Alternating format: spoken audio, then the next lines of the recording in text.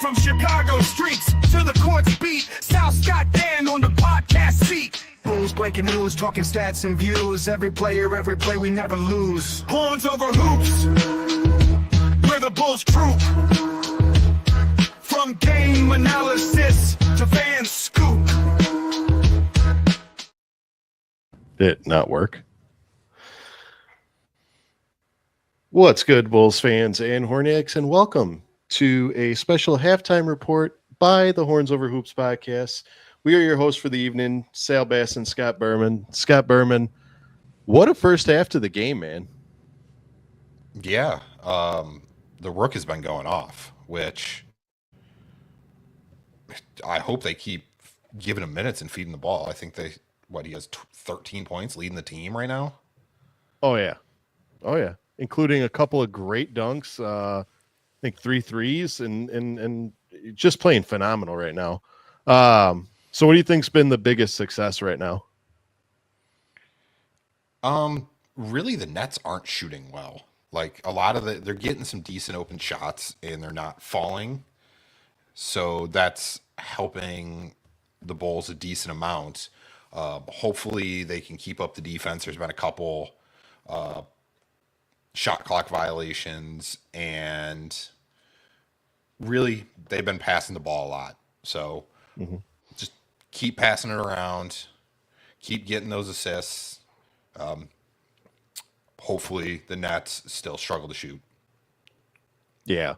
And of course, as everybody knows, Nets are down arguably their best player with Cam Thomas being sidelined for tonight, and our best shooter, Kobe White, out for the night. So it's really a bare bones matchup. So having these young Bulls step up and take the reins today is you like what you see. You like to see Julian Phillips get his first NBA start. What did you think of that? What kind of energy has he showed right out of the gate? He's shown some pretty good hustle. He's got a couple like second chance rebounds, and he's playing some decent defense. I still think he should come off the bench tonight. I would love to see Smith start. At some point, they need to play both of them at the same time, him and Vooch. I think it was a decent start for him. I know he hasn't really hit any shots, but he just stays up there. He'll get there. Yeah. And you know what? As long as other people are picking up the slack and they're making the shots for him, I'd rather just Julian go out there, bring that energy, grab those rebounds, just show that hustle. He drew that charge, great charge that he drew. I mean, he's got some hard hustle and muscle, and that's what I'd like to see. But my start of the game right now, besides Matas, because I think the first half was just the Matas show, I am absolutely impressed with what Lonzo Ball has brought to the table today. I don't know if you saw moments before the half ended. He was on, who was that, Shake Milton, and he was an absolute thorn in his side. I mean, he was poking at him, and then he eventually stole the ball once he got into the front court. But what can we say about Lonzo Ball right now? For a guy that just came back from a wrist injury, he doesn't seem afraid to get into people with defense and get his hand in there, which is fantastic. He still has that layup package and isn't afraid to go to the basket. So Lonzo has really impressed me this year. He really I hope he can stay healthy. Yeah. And of course, like that unit that ended the half there with the Vooch, Giddey, Matas, Zach, and Lonzo. I think going forward, that should be who Billy uses, as obviously Lonzo being on minutes restriction, but that is a great lineup. I don't have the plus minus, but as a team right now, this team at the half shooting almost 47% from the field, 10 for 27 from beyond the arc, and free throws. We got to the free throw line 3 times and we hit 2 of them. So 24 total rebounds as a team, 2 blocks, And unfortunately, we still giving the basketball up a little too much. I think we've registered, it says here, 6 turnovers, and I feel like 3 of those alone were from Josh Giddey. They were. He's been kind of having an up and down game. What do you think about Josh? It's kind of the same thing we keep seeing where he struggles to catch passes. So he'll get someone to throw the ball and he just can't grab it, or what he's trying to do is make a move while he's grabbing it, so he just drops it. He still can't shoot the 3, which is something I hope he's continuing to work on. There are certain games where he goes off from 3 or just being able to shoot, but right now he's struggling. I think he should start driving more. He's such a tall player that he can play the post, and he's playing point guard, so he's gonna have someone way smaller than him on him. So Yeah. start playing down low more. He does that floater pretty well, and he can do the turnaround jumper decently well. So start playing down low. Stop trying to take threes, and I think he'll be okay. Yeah. Yeah. Also, if I got to add, like, can you name a more awkward person on this team when he drives? Like, he's got the most awkward form driving to the cup I've ever seen. It's almost like he's like losing his balance and falling down, and the man just squirts up a shot and it goes in. So, I'm really liking Josh. I mean, again, I think a lot of his drawbacks is he just has to settle down when it comes to, sometimes just fundamental plays. Not every play's got to be a flashy play. Sometimes just instead of threading the needle, just find the open pass. That being said, that behind the back pass to who was that, Sticks or Vooch, I really would have liked for them to complete that one because that was just such a dirty pass. So, and real quick, and chat, you guys can drop it down if you see it. Let us know if you hear this too. Is anyone else hearing that annoying, like high-pitched ringing sound coming in from the broadcast? Like it's almost deafening to your ears. Scott, I know you heard it because you said you had to switch streams. I didn't switch streams. I just muted it, which is unfortunate because I obviously want to hear what Stacy and Adam are saying, but it's some sort of feedback from, I think, one of the the headsets. Yeah, but I was on the Bulls subreddit and everybody was complaining about it, so it's not just us. No, yeah. I mean, that was the first. I didn't notice it until you said it, and then as soon as you said something, that's all I could hear was that obnoxious high pitch. It's a wee. Yep. So Dan didn't hear it. Dan couldn't hear it. Yeah, Dan, he's an old ass bitch, so he can't hear it. But on to the second half. What do you think is going to be our keys to success in the second half? Really, I think Zach needs to start taking more shots. I think he has the second most shots on the team with 8. So he's not really taking the game over. He's kind of just there.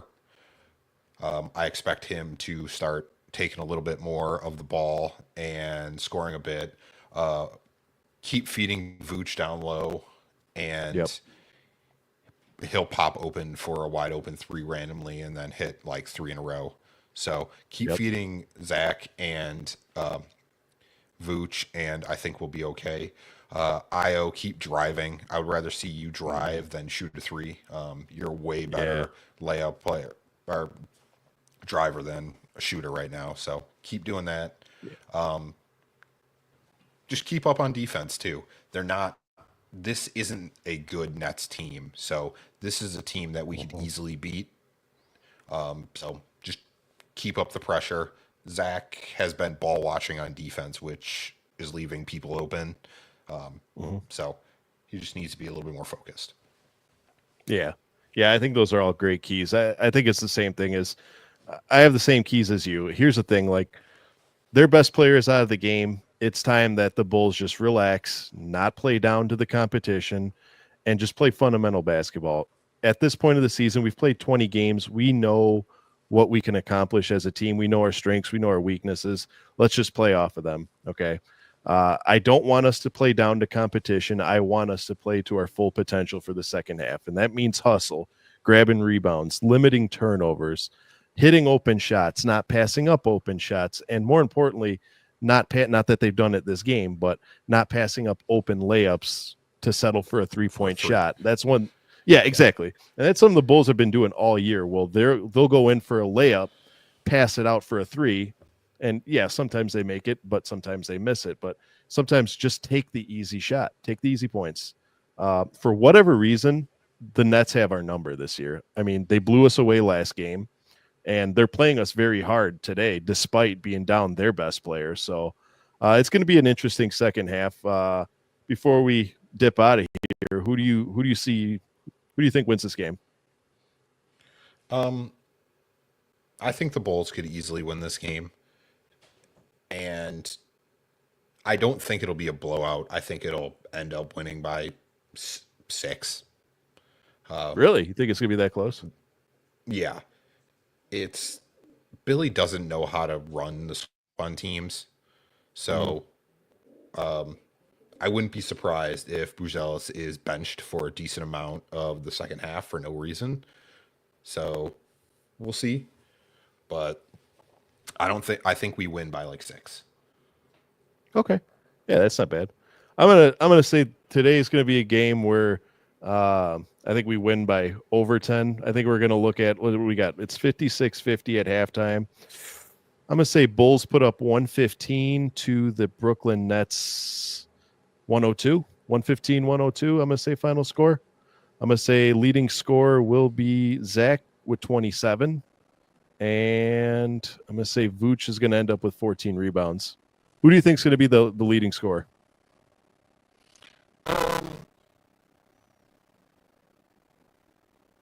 think Vooch will probably end up being the leading scorer. Zach is struggling shooting right now. So if he can't get out of his slump, that's going to be an issue. Vooch has been so consistent all year. And I think he's kind of been playing pretty well against Claxton, so I think he'll end up with being leading scorer, and then it'll be 113, 107 Bulls. Yeah, 113. Okay. Samadi Yee in the vicinity. What's up, Samadi Yee? Oh, yes, sir.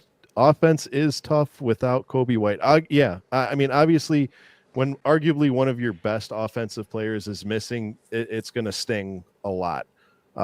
Just because you're missing those points and you have to rely on somebody else to pick up the slack and get those points back for you. So far, I think Matas is doing a good job of picking up slack. And honestly, just as a team, they're playing fantastic. I mean, the turnovers aren't even that high. I mean, they got 6. So, but as a whole, they're playing well offensively and they're playing well defensively, despite beating down their best player, or their best scorer for that matter. What do you think, Scott?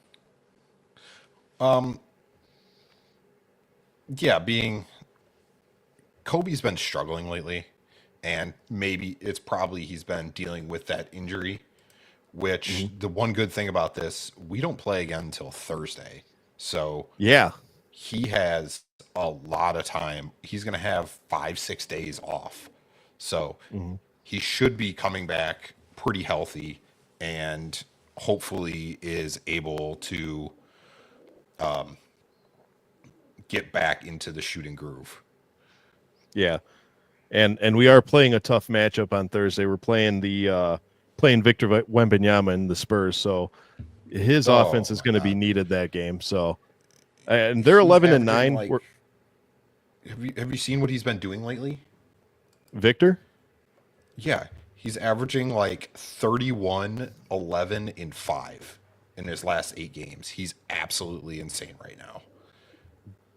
The man is an anomaly to the game of basketball. I mean, I know everyone called Porzingis the unicorn when he came out, but I think the tried and true unicorn is Victor Wembanyama. And hopefully the man can stay healthy, put some meat on those bones so it's not too brittle, and have a long, successful NBA career, because that guy is going to change the way that people play the game of basketball. He's just an incredible force to be reckoned with. So the Bulls better be ready for him. I don't predict that Vooch is going to have a good game against them, but we'll see. What do we got? Samadi with Wemby is always close to getting 5. Yeah, a 5x5. Yeah, which is funny because the last person to register a 5x5 also played for the Spurs, and that was David Robinson. And he also, I think he had a quadruple double for him too. So, but we'll see. What do we got here? Second half starting. Yeah, they're going on the court right now. All right. Well, that's going to do it for your Chicago Bulls halftime report. Scott, you got anything before we go? No, they're showing Javon Carter, and he just looks upset. So he's doing a great job on the bench. Yeah. Hey, keep him there. We're winning without him right now. So, all right. That's going to do it for tonight's broadcast from everyone here at the Horns Over Hoops Studios. We encourage our Bulls fans to see red, go Bulls, and hopefully we can close this one out. Good night, everybody.